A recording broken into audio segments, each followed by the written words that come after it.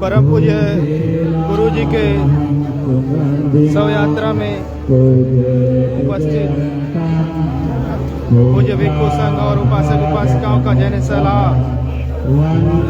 देश के और प्रदेश के कोने कोने से लोग अपने परम पूज्य गुरु जी को श्रद्धांजलि देने के लिए सब लोग आए हुए हैं।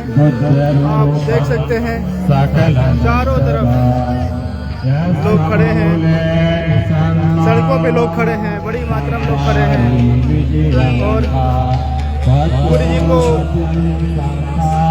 अंतिम श्रद्धांजलि दे रहे हैं। गुरु जी का अंतिम सब लोग दर्शन कर रहे हैं।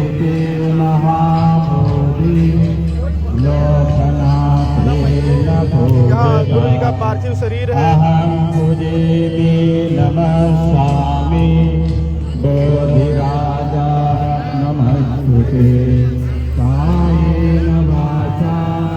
नमस्ते